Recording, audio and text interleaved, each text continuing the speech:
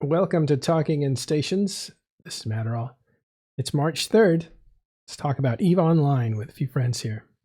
Today, the focus is going to be on mining and industry, all the stuff that's come out. I want to take a look and check in with some of our friends that do that kind of work. Talking about Marauder specifically and that sort of thing.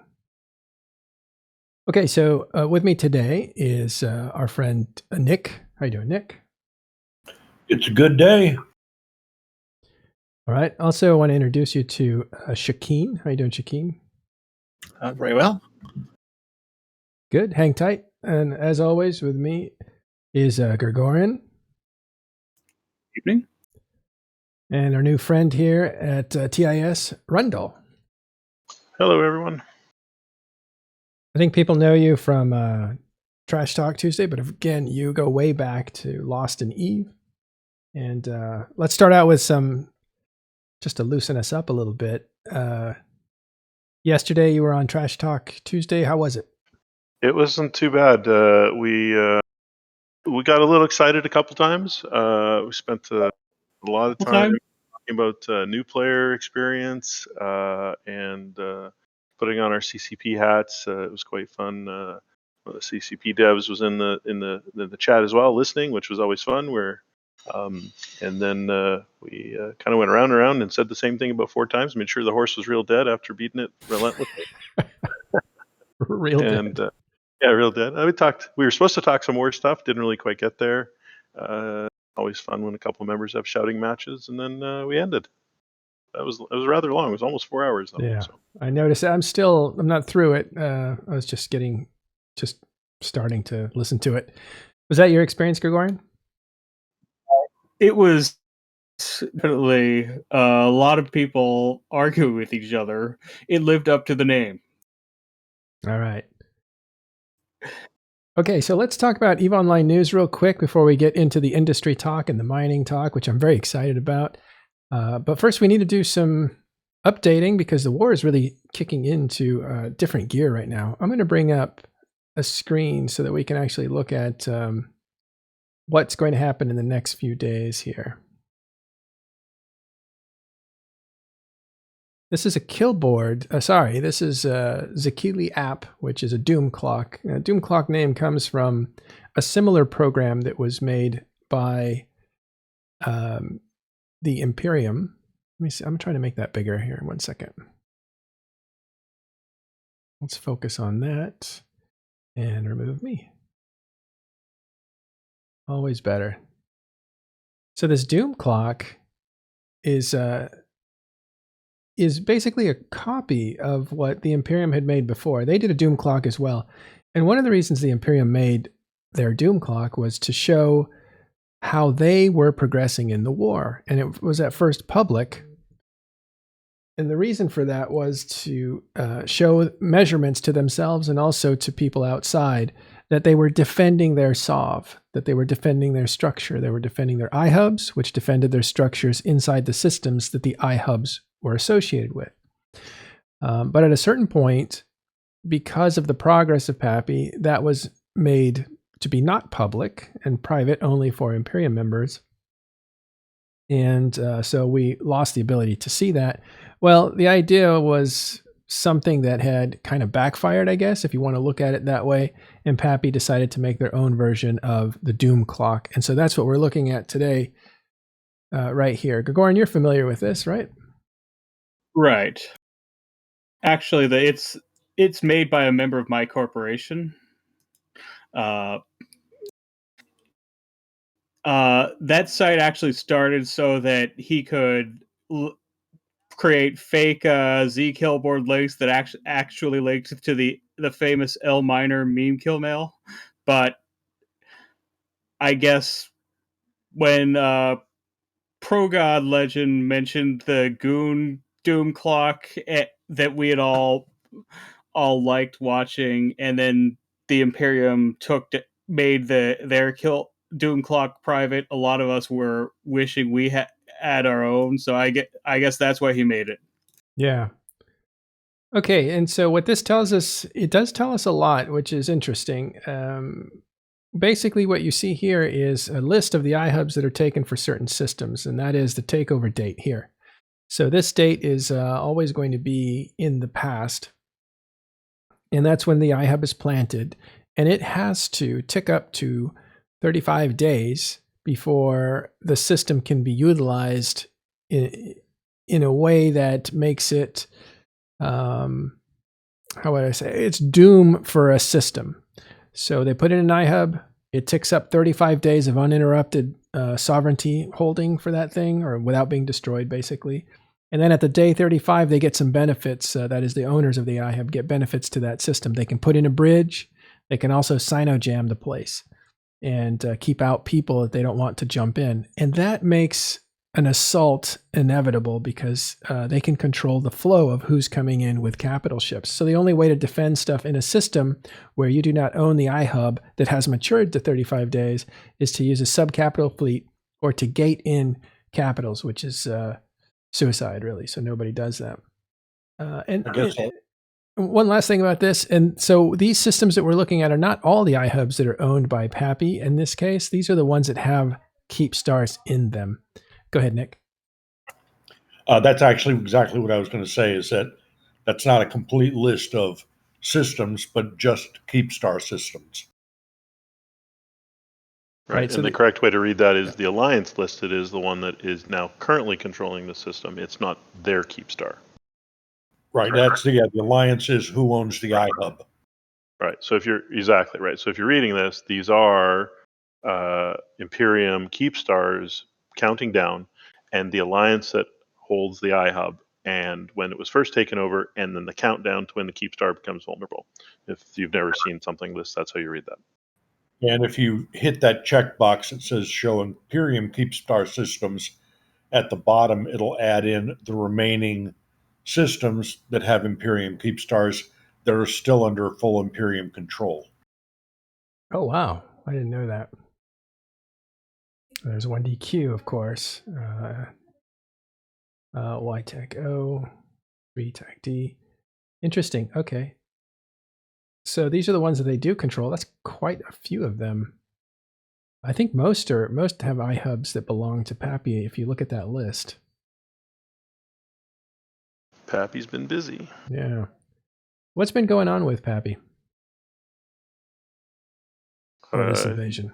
Yeah, just in a period of just working hard and grinding and just finishing off the tasks that are put in front of us.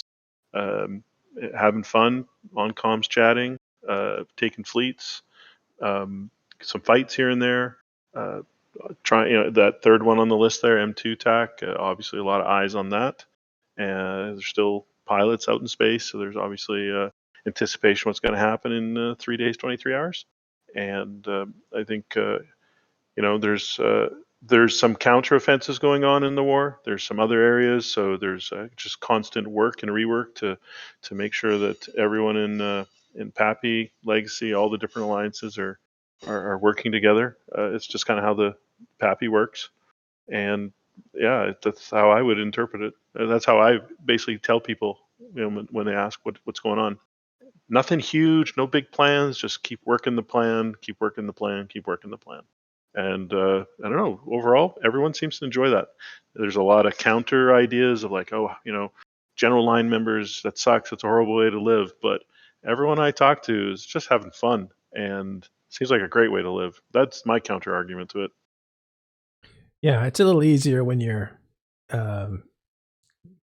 for lack of a better way of saying it, winning, right? Like you're taking down structures, your objectives are being met. It feels pretty good.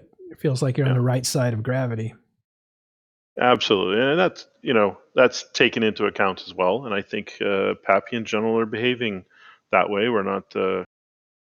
It happens every once in a while. You rub it here, rub it there, in their face a little bit. But I think overall, we're just trying to focus on the tasks that we've set out for ourselves, and just start moving into delve in different areas. There's some different areas where groups are starting to take some ownership, and that's it's still a hostile area, so it's very exciting. It's kind of reminiscent of the old ways where you had to kind of move in and fight your way in and fight your way to stay there. And remain there, and it wasn't just kind of here you go, here are the keys. So I'm enjoying that aspect of it. It's kind of throws me back 10 years or so to some of the old ways of doing things. Let's credit to Imperium for sticking around and duking it out instead of folding up and looking for a different opportunity somewhere else.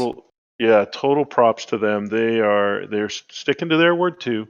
They're like, you are going to have to literally eject every single one of us out of here, and I totally believe it. I think they're really showing some of their mettle and some of their ability to fight and do what they need to do. So it's a lot of fun. I hope they're having some sort of fun. I still don't think they're going to win, but I think most other coalitions would have already been lost. No doubt about it. Yeah. There's a tenacity. That's part of their lore and part of who they are, right? So for sure, it's one of their core elements of who they are. And there's there certainly is a little bit of respect, I think, on certainly all around Pappy. Doesn't mean we're going to stop doing what we're doing, but every day that goes on, I hate to say it, I get a little bit more respect for them in a way, in certain aspects. But for me, they still are who they are, and that keeps me motivated. So just to put it all on the table, you don't like them, the Imperium or Goonswarm? Put all on the table, I am not their number one fan. Yeah, absolutely not. Nope. All right. So another way of looking at this is the countdown part of this, and that is the takeover date is when the iHub was installed. Then 35 days later, this counts down to 0, basically. So this sets to 35 days. So in the next 24 hours, we're going to see the first iHub reach the maturity level of 3. And the ZBX system, at that point, will have the availability of being jammed up. And then a day after that is 5 TAC C, and then a day after that, 2 days after that, 3 days. Let's just say 3 days. So in a total of about 4 days from now, M2 TAC comes out, and that is going to be a very interesting situation there. Because Goonswarm or the Imperium both need to interrupt that clock by destroying the M2 iHub. Do you think they'll try? I think somewhere between now and then, it's a very strong possibility they will do that. Yes, directly, I think they'll try. Have they been trying this whole time, or? There has been a couple of attempts that I'm aware of. Personally, I had a pretty busy in real life last couple of weeks, end of February. I haven't been on quite as much as I wanted, but what I'm reading, there's been a few attempts here and there. I haven't seen any all out, massive brawl to try to duke it out. So maybe it's coming here in the next few days. Yeah, thinking like the weekend, right? Because this timer comes out Sunday night, so there's a prime Friday night, Saturday day, lots of pilots available, window of opportunity, frankly. Right. And they can always kill the iHub after the 35 days. Once it's jammed, it'll just be harder at that point. But they do have a lot of hardware in system already. Remember, this is M2 TAC, where their super capital fleet, or part of it, is residing in this giant gate camp. Well, minus 2 vendettas, but yeah. Oh, yeah. So what happened last night? I would Trash Talk Tuesday, and all of a sudden there's like, well, 1 vendetta's dead, and now 2 vendettas are dead. Yeah, I was the one who announced. That's right. I interrupted the arguing to try to change the subject to that. Yeah. Do you have more of the story? I have just, the bits and pieces of what I read. Do you have a little more details? I'd gladly let you go through it. Well, there's this practice that, in my alliance, Pandemic Horde has been called ringing the dinner bell, which is going into M2 TAC to shoot the bubbles. And the joke about dinner bell is you ring it and then the goons show up and feed. Mm-hmm. So often it results in our carrier fighters shooting their carrier fighters, and usually our side doesn't come out ahead in the ISK war, but last night, a couple of corps from NC decided to do it together, and then dropped a couple of dreads at 0 on the Keepstar. More than a couple dreads. Yes. So, and then they killed 2 vendettas and took out the the shields of another super carrier, a Hell. Vendettas are probably the most expensive thing that was on grid at the time, since it's a faction super carrier, so it costs as much as a normal Titan. I guess I had actually been wondering why, in past attempts, when they'd gotten their fighters out to our subcap blobs, we didn't respond by dropping dreads on their supers. But I guess if we had if we had done that for not the best possible targets, uh, we wouldn't get any other chances to do that. Like if we had tried it once, I don't think the Vendettas would have been out to be shot.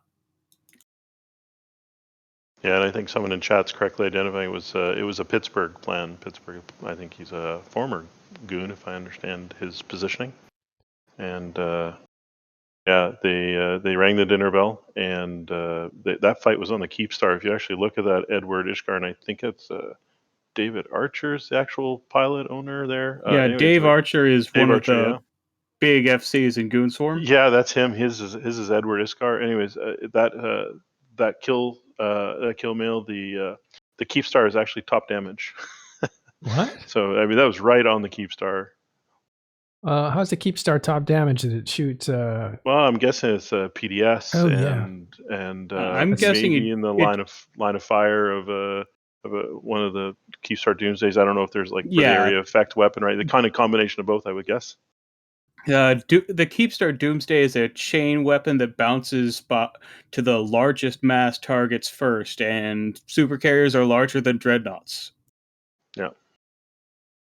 Yeah, that's interesting. The PD, what is it? PDS is Point Defense System, and it's right. It's basically like automated gun system that shoots everything around a Keepstar, and it's friend or foe. So if you're not tethered, you're getting hurt. Thing's pretty painful too, as you can see if it was top damage on a Vendetta. That's not a great loss, is it? Two Vendettas is even worse than one, but it's kind of not the kind of loss you want in this situation. I don't think you could just blow it off these days, because these things, they take so much to build. They're not rare. They're rare, but they're also incredibly mineral intensive. So there's no way around their price point. They essentially absorb 4 or 5 times the normal amount of minerals that a Nyx would have, for instance. Yeah, most of faction capital ships, their expense is the rarity of the blueprint, whether it's from low-sec Sancha incursions for the Revenant, or NPC Sotios for the Blood Raider and Garistas ones. But for Serpentis capital ships, they're expensive because of the material cost. Yeah, a lot of people involved here. Yes. Yeah. Whenever you get into the faction stuff, getting faction-specific items, let's take the Vendetta, great example of it. It's very hard, because you have to farm every single piece of those items. It's not easy. It's not something you could just mass produce. I'm looking for someone in the audience is saying look up the facts or whatever, but I missed it. Okay, so that's what happened yesterday. Vendetta down. The big story Two Vendettas down. That's very expensive. Yeah, that's the big story from yesterday that happened right around this time. But really what we're looking at here is an acceleration, and this is what I wanted to look at. In less than 1 day, it starts, and then it really starts accelerating. And then on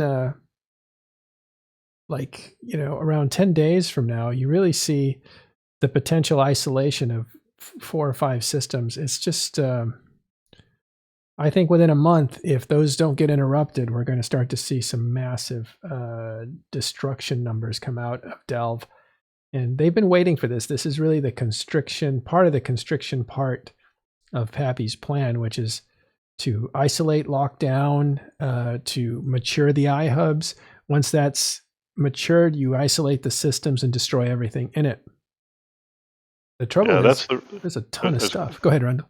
Yeah, no, I was just going to say that's the result. I mean, you look at the dates, right? 7th of February, 8th of February, and that range. If you remember, there was you even covered a number of them. There were some battles, and there was just some news stories of how Pappy went really quickly and took over a number of constellations and really pressed the front and pushed right across Delve and really shrunk the war front.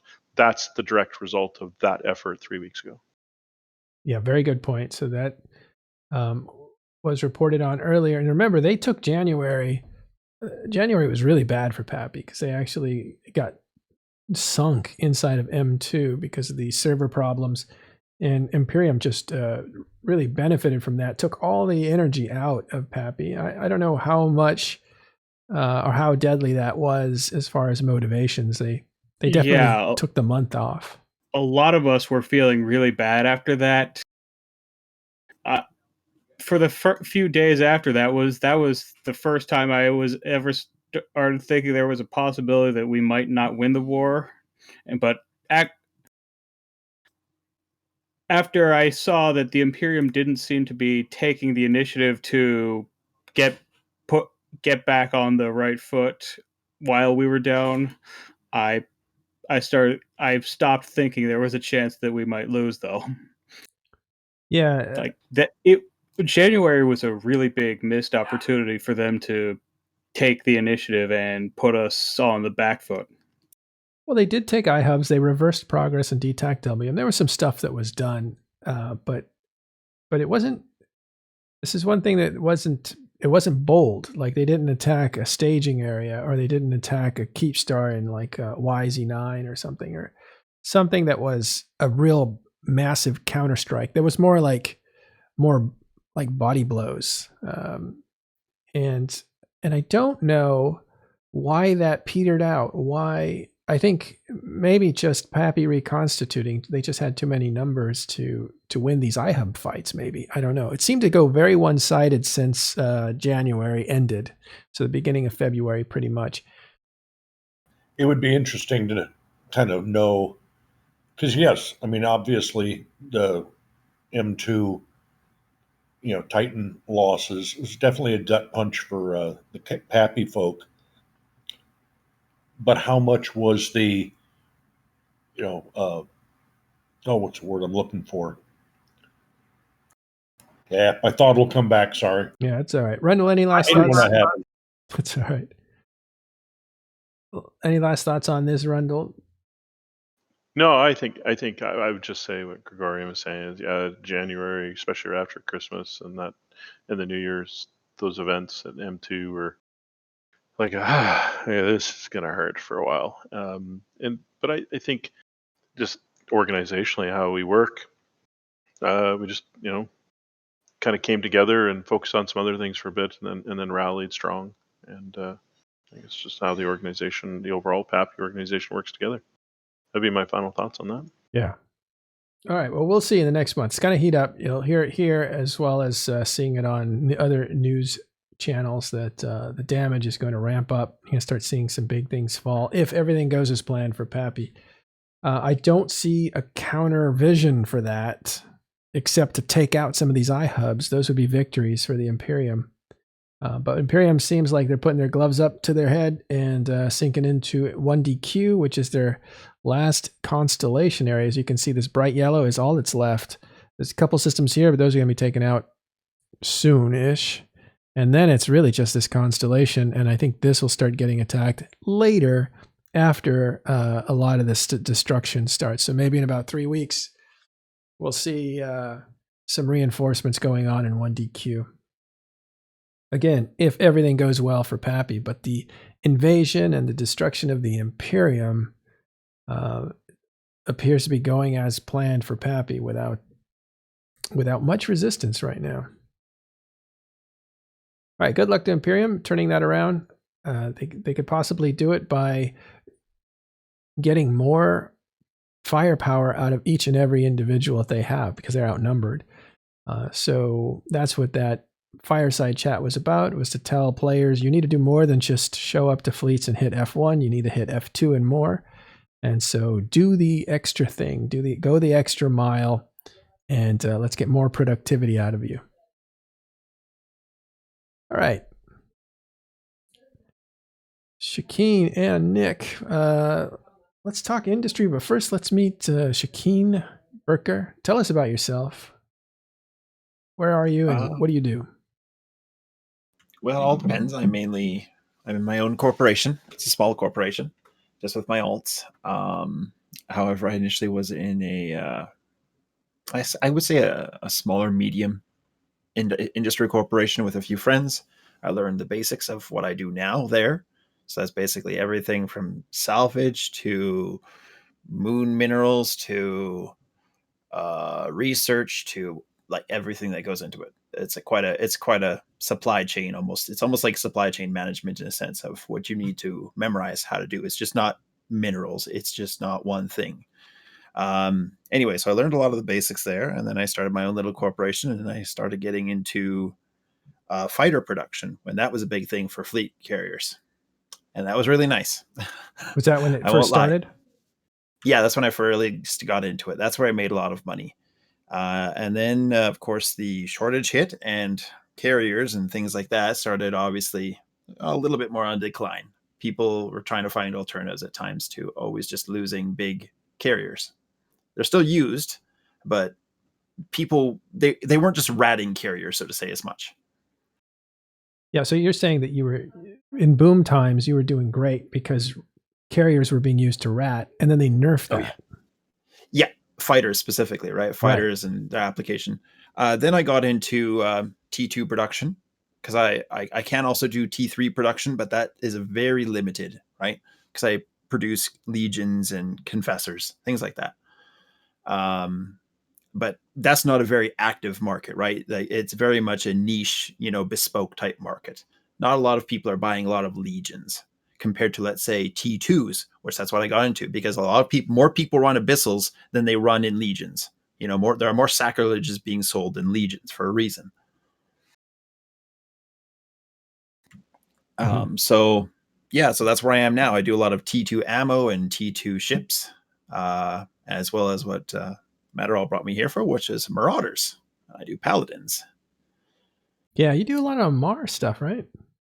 Yeah, because I'm based out of Amar, and I kind of just stuck with it. It's not even RP. I just stuck with it. I like to say I'm in Amar space, so I build a lot of Amar ships. So I'm basically always in Amar low sec or Amar high sec, one of the two, because I do my own reactions and things. So yeah. All right, not to be like to measure you up, but what are your operating budgets like on some of your runs? It all depends. If I'm producing, I typically like to produce at least 10 to 15 Marauders at a time. So we're looking at roughly 20 billion off to start off, because you need to get things going, right? Mm-hmm. Now, obviously, you can sell them for more, let's say. I could definitely get a markup on that, which I do. My markup is typically around 25% of what I go in for. So if I, let's say, go in to produce, let's say 15 billion, let's just say roughly, because that's 10 Marauders roughly, I can mark it up to the inflated current price and make more money on it. So it's not like it's all just profit, right? There's a lot of input costs I have to go into, because I don't do the mining myself. I do have my suppliers that I talk to that I buy in bulk. That's contracts, by the way. You don't do it off the market. So if you're ever looking at that, you're going to have to learn how to talk to suppliers. And suppliers work in contracts. They don't work off of the Jito market, so to say. Yeah, a couple questions there. Where do you sell your ultimate products? And then we'll go back to suppliers. I either sell out of Perimeter or Amar. So either a Shab or Perimeter. Yeah. And suppliers, how did you find suppliers? A lot of them, they will advertise. They have their own mining fleets. I know people love to say they're all just bot fleets and they fly around mining everything. That's possible, as some of them do that. A lot of them, though, they are actual humans behind keyboards and they just love mining. So what you do is you set up a bulk order. Let's say I want 2 billion units of tritanium. All right, 2 billion. That's not a small number. And that's the kind of numbers that you say, all right, you guys have 2 weeks and you set it out in contracts. It could be split up contracts. So let's say 500 million units per, but either way, you're going to set up a buy order essentially with them, an open contract. Mm-hmm. What are the strategies of splitting up your buy order into many contracts or having just one big contract? It all depends what you're producing. So, for example, when I was producing things for making carriers, I would have to order in very large quantities. I'm talking, 2 to 3 billion minimum, right? Because of all the capital ship components, right? And they require straight minerals. Now, in the case of, let's say, moon mining for T2 production, I would set out to say, because you don't want to have a lot of spare things, even though, let's say, if I produce parts for a sacrilege, right? Just a basic T2 that's used in abyssal space a lot.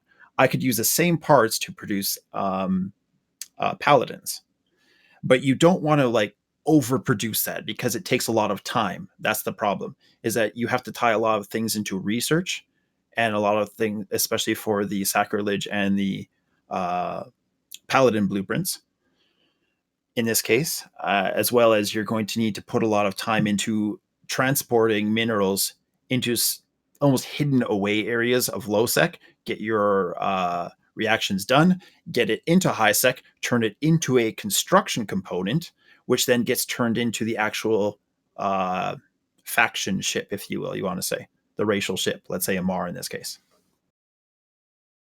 All right. Well, let's actually talk about industry and mining and what it's been like in this scarcity age.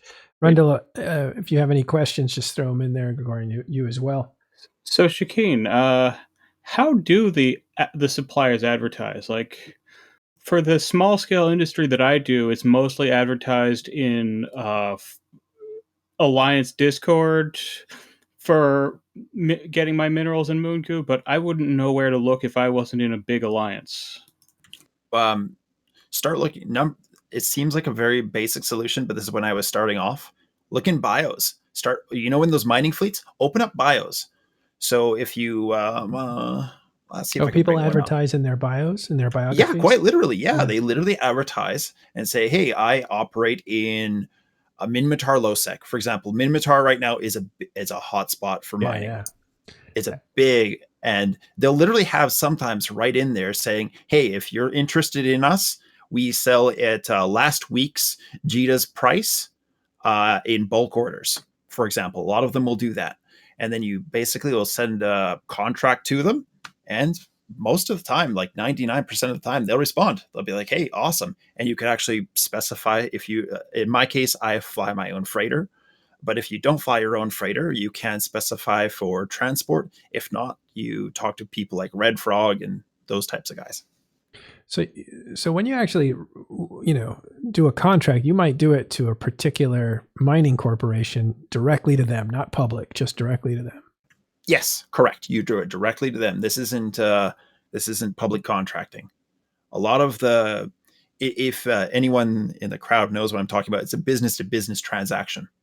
It's not a consumer transaction here. It's business to business.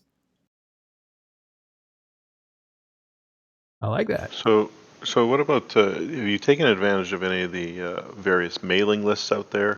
I mean, bulk mailing lists, there's obviously there's purchasing, there's selling, there's any of those opportunities? Absolutely. Yeah, absolutely. Yeah. You pay attention to those. You're just not selling to, in my case, let's say Caldari or Amar Highsec, you're just not selling to that area. You are going to try to look for someone's looking to buy, 100 Munins, let's say, for example. Yeah, you're definitely going to take up that contract if you can. Absolutely. It's just the question is, can you deliver and can you get to the right spot? Now, in my case, since I largely work by myself and I have my suppliers, you can't always supply, let's say, at an alliance level, What about when you go and buy, I'm just looking for tricks and tools that I've heard in the past. I'm just wondering if you take advantage of them. So when you go and buy a certain mineral from, off the market, and if you can organize the market to the point where you can make a purchase and it's from someone who has a very large quantity of something, and you can go check your transaction log and find that character who sold that maybe 1 or 2 pieces to you, so you don't want to pay the market price. Look that person up, start a conversation. How successful is that technique? Extremely successful. So you're going to notice in certain areas that there are suppliers that you're going to see the same name constantly, let's say of titanium or pyrite or mexalon. You're going to see the same name all the time. Open up that person's bio. 90% of the time, you're going to see that this person works in a certain mining corporation. And if you look up the corporation, they're advertising. Oh, that's a good tip. All right. And what about watching people who go through any of the mining missions? Mining missions suck, by the way, in general, but there are people out there who do them because they're looking for standings, because they're trying to increase their standings for reprocessing and managing. Have you used that technique? A lot of the people that do that, at least I've never interacted much with them, to be honest with you, but I find a lot of people that they do it mining for standings just to get the standing largely. They're not out there in fleets getting, the large quantities out. Because the problem with those, as I understand, is that the NPCs take a certain percentage of the minerals that you mine, right? Yeah, and a lot of times they're minerals you can't even use anyways. They're really just mission minerals, right? Exactly, they're mission. But I was just go ahead. Sorry. I think the only mission mineral that gets used for anything outside of missions is one that gets, I forget what it's called, but it gets used in certain incursion sites. It's not a good way it's not a good way of going about it if you're a miner looking to sell. No, it was a technique that was given to me a long time ago, and it was a method to just find interaction with people to interact with, to say, oh, you're interested in this corp to raise your whatever standings, and for some reason you're going through the mining ones. Honestly, most people usually go through the combat ones because they can play and have some fun. At the end of the day, they still get Cal Navy or a MAR or whatever to max, and they get the station benefits. There's just usually better ways than the mining missions. But I was just curious if you've gone and literally stalked those people to say, I'm going to find you and then track you down. I mean, that's what I did in my area. That's what I did. I stalked a lot of people to find which groups are they with? Can I buy from them? That was the big thing. And are they reasonable rates? And do they do bulk orders? Because like I say, I was trying to cash in on the carrier and the fighter market because I have those blueprints, and I was like, I really wanted to cash in hard. So I kind of did stock quite a few of them. But the problem that you have now is that the people that do the missions, in particular, mission minerals are now replaced by whatever asteroids, fake asteroids, essentially, right? And you can only get the certain amount of minerals that's in a very small quantity from the mining missions. So it's not a good way of going about it. What about you, Nick? You're an industrialist too. I'm dying on the vine, brother. The scarcity hit you hard? Yeah, when the moon mining changes happened, that probably initially hit me the hardest when that went away. The high-end minerals being available on the high-sec 0.5 systems. At that point in time, I had enough stockpile for about 40 orcas. Mostly I build ore ships. Outer Ring Excavations, which is a corporation. Correct. Yeah, that's all your procure, coveters, porpoise, obviously the orca, and but the whole line. I think the only one I don't make right now is a bowhead.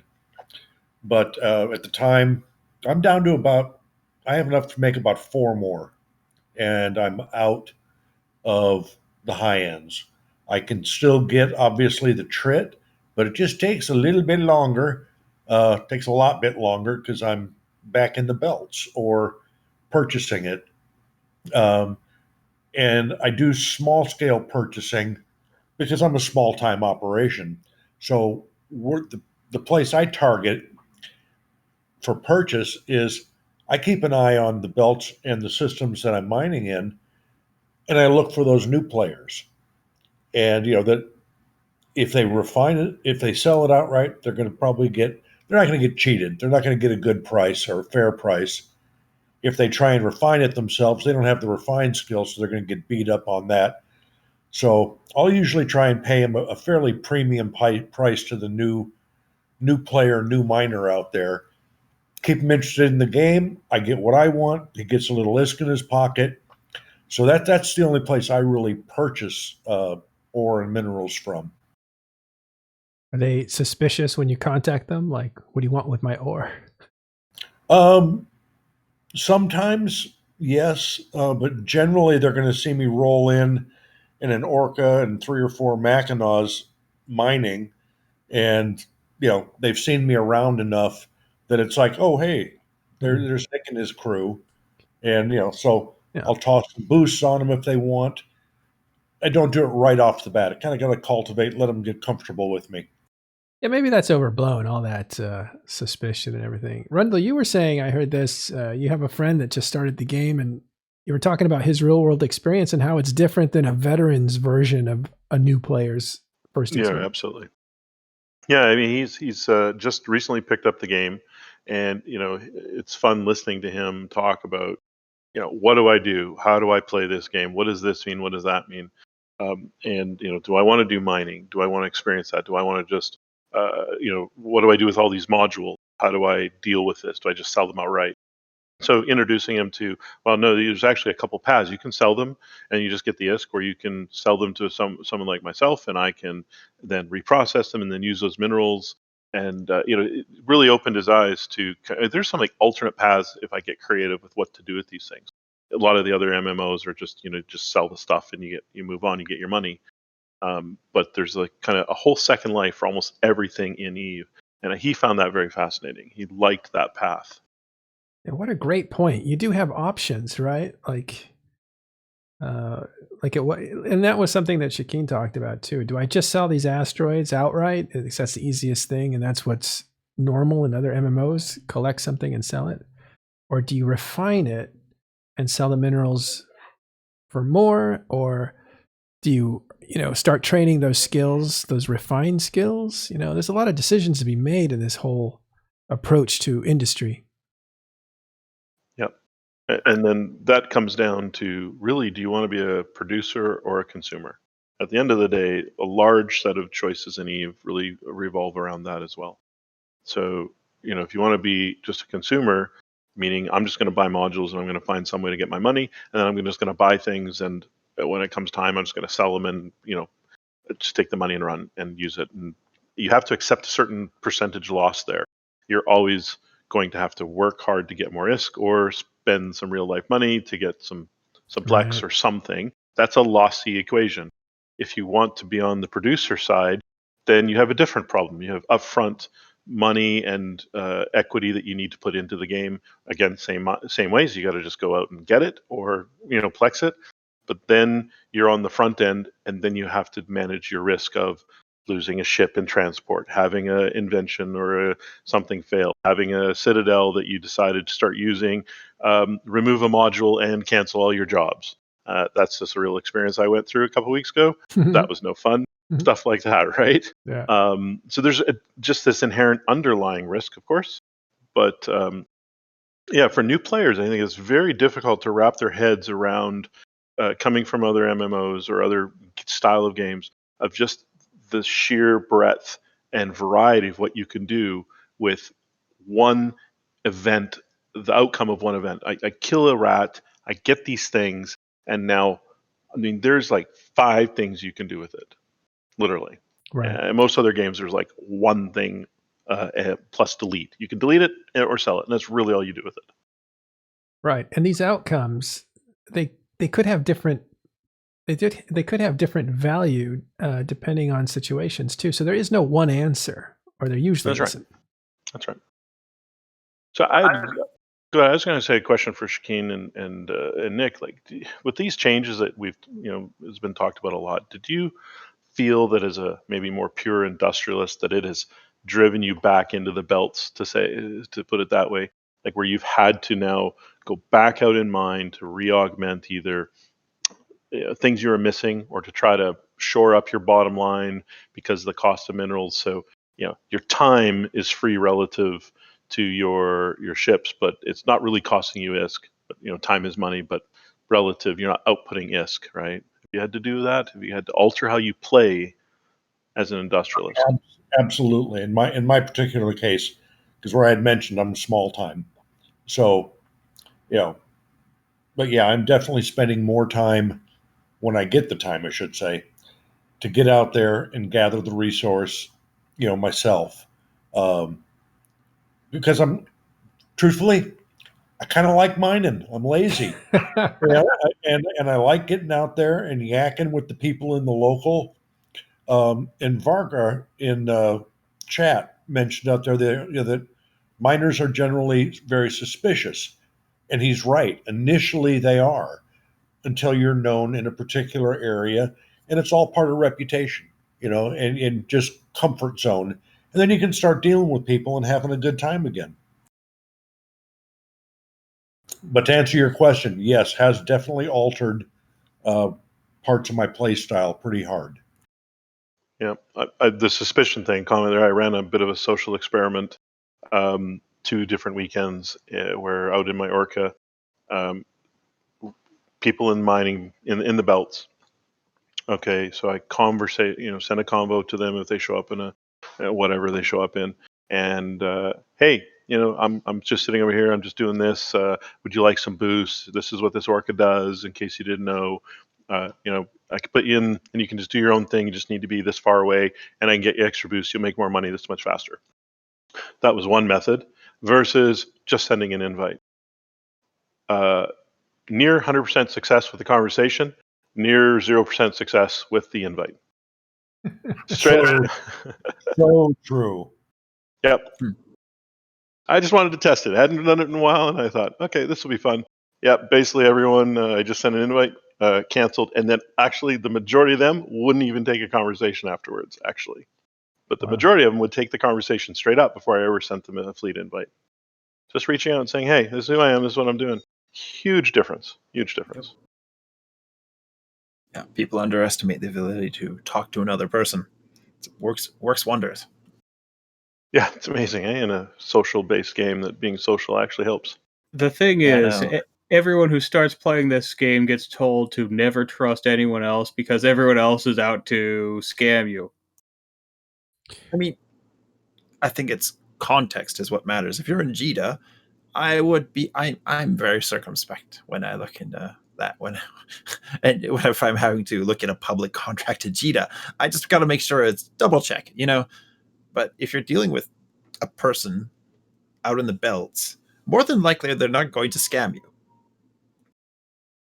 Well, it's the wrong place to sit there and stake somebody out, right? You'll be waiting a I was long about to time. say, yeah, most scammers, they need to get lots of people because, Yeah.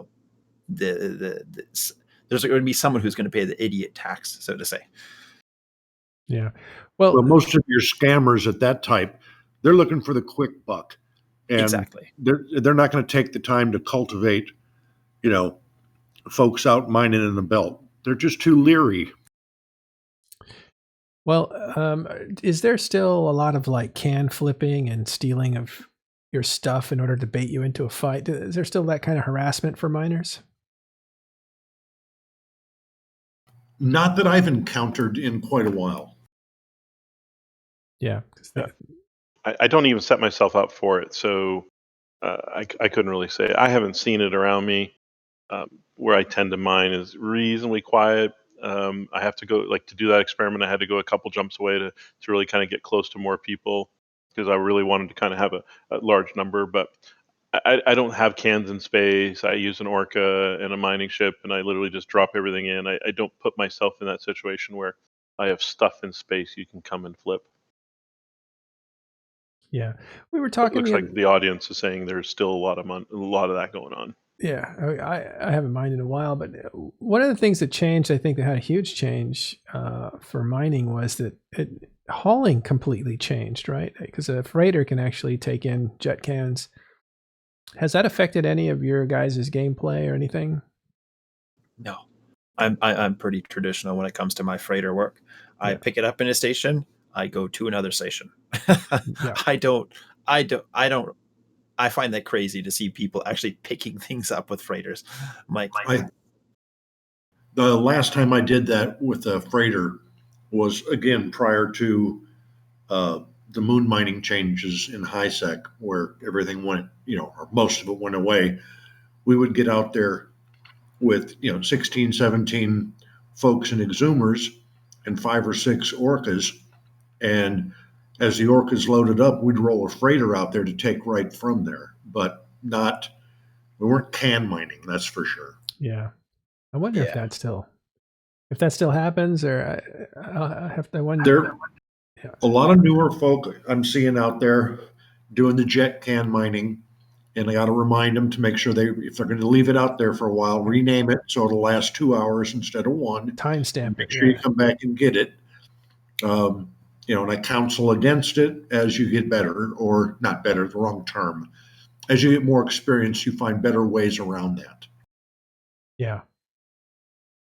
Right. I think the actual time is like anything after 2 hours, but it used to be 2:20 was the magic time where we would notice cans would pop and you'd lose everything inside of it. So jet canning is basically throwing your cargo out of your ship. It creates a container because it doesn't just float your gear in space. It creates a container to contain it. And that's a temporary container of like 2 hours, 20 minutes. So what miners would do is they'd mine, fill up their hull, or their cargo area, and then they'd eject the asteroids into a can, and that was called jet can mining. So you dump that out there, and so if you come across a miner who's doing that, you'd see 5 or 6 or 7 cans out there, and some of them would have like a timestamp on them because you would change the name of the can to the timestamp, and then they would go get their other character and pick them up in the right order so as not to lose the minerals inside of there. And if you're spread out, you got an orca friend, they would label the can "Take Me Now," and you just tractor it into the orca because it would have their name on it. Yeah, that was their can, and then when it was full, I knew it was 27,500 M3 of whatever product they had in there, and that's how I could keep track in order to pay people or reimburse them. Yeah. All right. One last question for you guys, and we have to actually wrap it up. We'll pick up mining again sometime. Maybe take it on a new player level at some point, because I think this is one of the natural first professions people get into. It's quiet, it's peaceful, it's manageable, it's not a lot of pressure in it. But we'll do it like a special newbie edition of mining and industry. But I wanted to ask you guys about skills, and the new expert systems does have mining in it as something that you can purchase if you're looking to transition and check out what mining is all about. What do you guys think of that? It's a good idea. Very basic. I looked at it myself on CC. But you won't exactly be jumping into a T2, barge anytime soon. Yeah, I don't even think they offer that, do they? I don't think they do. No, I don't believe so, from what I've read so far anyway. But I think it's a good idea. I'm kind of, I wish it was something I could purchase for a new player that's out there playing in a, mining in a noob ship, because that's all he has right now. It would be kind of a neat thing. It's, hey, if you're interested in this, I'd sure like to be able to hand them one. Right. Rundle, you might weigh in on this, but let me just get this out. I think that when we look at these skill purchasing, temporary skill purchases on the expert system, that people keep thinking about the new bro. And I don't think of this as necessarily for a new bro. I think it fits in nicely with what they need people to do, which is to find what will keep them here, to push them deeper into the funnel of sticking around for a long period of time. But this can also be a transition for a newer player, and I'm talking 3 to 6 months. This can also be a transitionary method to say, I want to experiment with something to see if I even like it without committing to it completely and changing my whole direction. Definitely save them some. Sorry for interrupting. Definitely save them either remapping their skills to something they may not like. Give them a week or two to check it out. Kind of like that idea. Yeah, I think I said this comment last time on Trash Talk Tuesday. I think the real value for the new bro is if, as a new player, you got one of these for free and with some instructions on when you should use it. Don't use it on day one. I think the most value will come, basically what you're saying, Matt. Like you're 6 months in, and you're like, well, I didn't quite like that choice. I maybe shouldn't have gone into, so heavy right away into industry because now I don't know what I'm doing. You might want to try some of the other, aspects of Eve mining, maybe, or exploration or whatever. I think that's the value of what to do to really try it out to give you an idea. I think it'll get lost on someone who's super brand new, really trying. It doesn't give you, from what I have read and some of the videos I saw for walkthroughs, and like here's what it's going to look like. I was a little underwhelmed, and I think I was a little underwhelmed, but looking at it through the eyes of a new player, they're going to be completely overwhelmed. Like they still won't understand the context. What do you mean by what you're asking? What do you mean by you were underwhelmed? Well, I was underwhelmed. Like looking at it from players played for so long, I was like, wow, that's just not going to teach you enough of the things you need to make a decision. Like it doesn't really immerse you in the new role, right? It doesn't give you enough of the this is really what mining is like day after day after day, or this is really what mission running is like day after day. It just kind of gives you enough to at least say, oh, that's kind of what it's like. But I think for a new player, it's still like completely out of context. They won't understand that what they're showing them in this kind of new system is, let me put it, I guess, kind of numbers, right? They're showing 25 or 30% of what it is. So for me, I'm underwhelmed because I'm like, you just got to give them a tiny little view of what it is. But someone brand new is like, that 25% might as well be 250%. It's just hard to get the context of what it is. That's why I don't know if it's for brand new players. I don't think so. It might be, but I don't think it's for brand new players. I think it's for people who are committed to experimenting, and that's a little further down the funnel, right? When you first get in, the first few minutes, you just want to customize your character and beautify the caricature and get some ownership of your entity in the game. Then when you get into the game, you really are just in an exploration mode to figure out what this means and look at all the things that are lighting up for you and that sort of stuff. And then you're not even committed to the game at that point. You're just exploring it. Yeah, that was exactly like the new player absolutely is really just trying to figure out if they should be subbing Omega, right? I mean, that first a while. And so why would you be really going off and trying to use it? That's what I meant by, if CCP was to give one of these things to the new bros, it's like, this thing doesn't come active until like day 30. Here's when you should use it. If you activate it, at the end you do this, maybe you get a discounted Omega or something. I mean, I think they could wrap it in a way to try to help monetize it and drive subscriptions.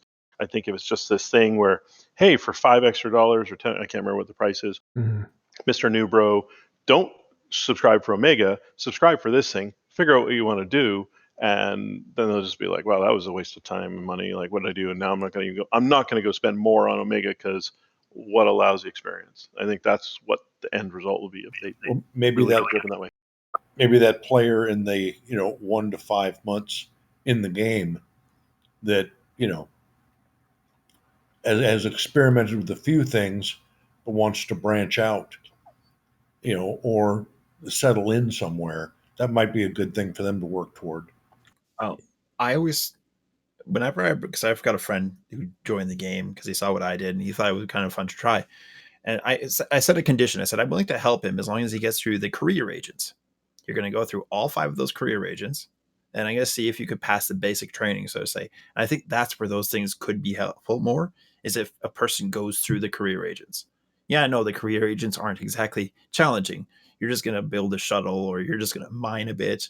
You're going to learn a bit about combat. But at least you're not a new person just buying that skill set, not knowing what to do with it. Yeah, that's why I said you shouldn't think of this as a new guy coming in and wanting to jump into tackling right away. I mean, there are people that will do that. Some of those people are friends of friends. But I see this as somebody who's already bought into the concept, is playing it, and says, "I'm ready to take it to a new level. Let me try tackling because I just joined a group and I want to get into that business right away. I don't want to have to wait to be useful. I want to be useful right away." But they've already made that decision to be useful. So, yeah. So expert systems, I think we'll have to look at that. It's a way to get people to stick around. It's a retention thing, and I think they don't Plex it because I think you can break it with Plex. Everybody's on a level playing field in real life as far as you coming to the game. You might have money, you might not, or whatever, but there's kind of an equality to it, not an equity, but an equality to it. But in EVE Online, there's a huge amount of inequality.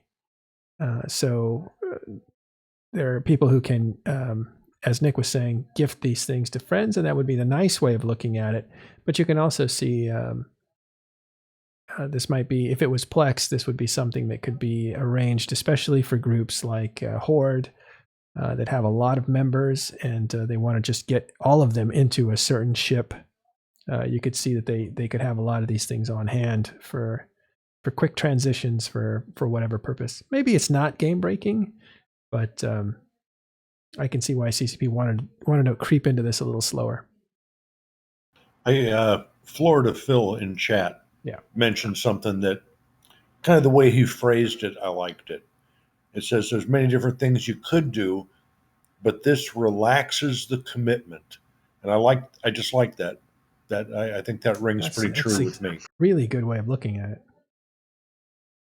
Relax the commitment. I think of myself as an adult, right? I think a lot of EVE players are adults. You can look at the age group. It's really like 30, 33 is probably the mean of the age. And there's a lot of us older guys and stuff. So a few bucks for your hobby isn't a big deal. I don't see this as milking new players that are 15 years old, as some people are trying to portray this as a money grab.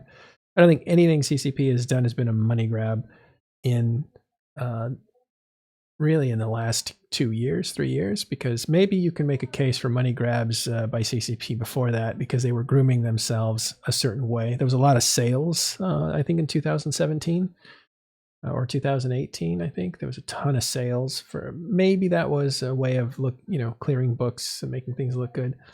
But since they were purchased from PA, I think what they are really doing is turning around and saying, how do we make this game effective for the future, for more longevity? But yeah, so that's that. Oh, our one of our mining specialists from Ushra Khan just wrote me back. We'll have to get him in on a different show. I'd like to talk to him about the intricacies of mining with multiple characters. He is a guy from Minmatar space that is mining the hell out of it. So I just know that from the industrialist side. Yeah, you want friends in Minmatar right now. You want friends. That's actually where I'm going to be spending game time, is Minmatar space doing industrial stuff, actually. So it's funny. Those markets are heating up. Heck and Rens. Yes, Rens. Don't doubt them. I call Rens the Acapulco of EVE Online. It was super popular in the day, in the 70s, when cocaine was everywhere. Mm-hmm. and then all this, new stuff came around. Acapulco fell into like obscurity. Poor Rens. Used to be a really cool place, but I still love it. I still have a soft spot for Rens. My first stations were there. All right. Do you guys have any other comments on this expert systems?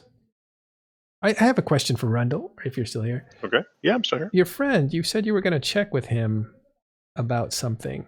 Was it this? Like what he would think of expert systems? Yeah, I was going to ask him what he thought about trying out some just kind of free systems. I think that was one of the items I talked about. Now, that was last night, and I've slept since then, so maybe there was something else. But I recall this was one of the things I wanted to talk to him about, what his take on, trying some things before buying them. Yeah. I love the way you described your friend in a real-world sense of like discovery, interest, all those traits. That reminds me of me back in the day. Well, and he comes from a different MMO. He's not necessarily a console player. He does some first-person shooter, but in the MMOs that I know he plays. The grind is real. Some of the games that he plays, it's 30, 40 days to get the thing. And there's no in terms. I think I was saying this last night. There's no mid steps. There's no middle ground. You either put in the time, and for every day you don't play, add another day to the time frame in which you're going to get the thing you want. All right, because time in that regard really accounts to the counter that you're going after, the skill points or the money or whatever, that's going to ultimately allow him to get the thing he wants. And every day you don't play is another day that you don't get what you want. And unless you put in the bulk of the time all the way to the end, you don't get the thing. Or you buy it with real world money. And if it happens to go on sale in the game or there's some other method.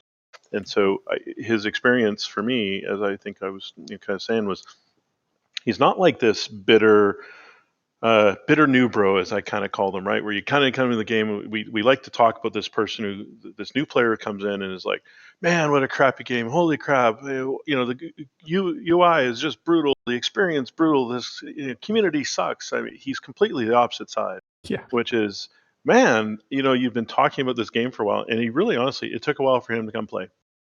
Like over a year. Yeah. And he finally said, all right, I got time to try it. And he got in, he's like, okay, this is super cool.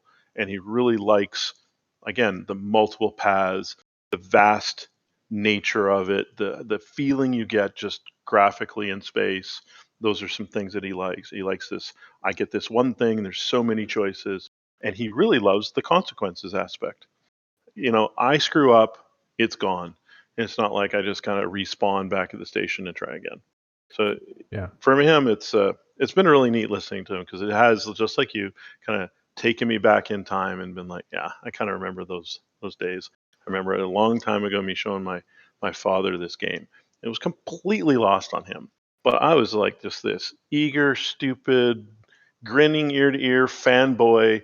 And check this out, and look at this, and look at how this looks. And I still remember that feeling, and having him describe it again just took me right back to that. It was really cool. Yeah.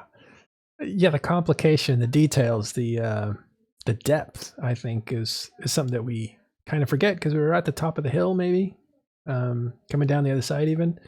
But you forget that, like, the beauty of that climb to say, like, wow, look how deep this goes. Look at a blueprint and what I could do with it.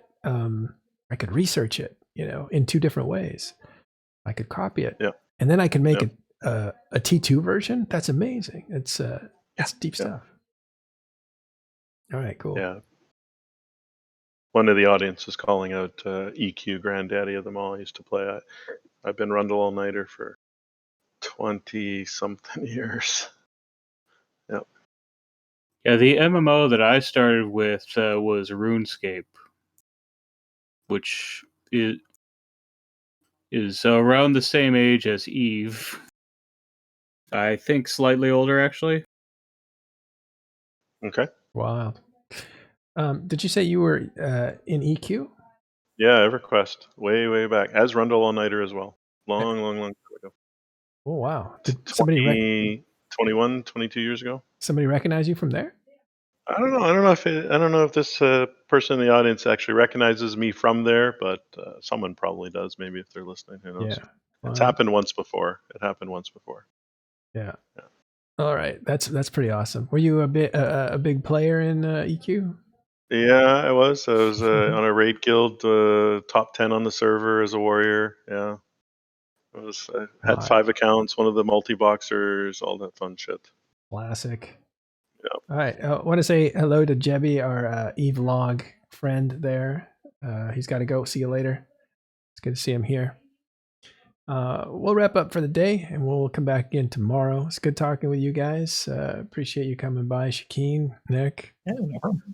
Rundle and Gregorian, thanks for coming by, and thank you, the audience, for coming by. We're going to send you over to Brisk Brew Ball. Just started streaming. Enjoy the rest of the night, and we will see you tomorrow.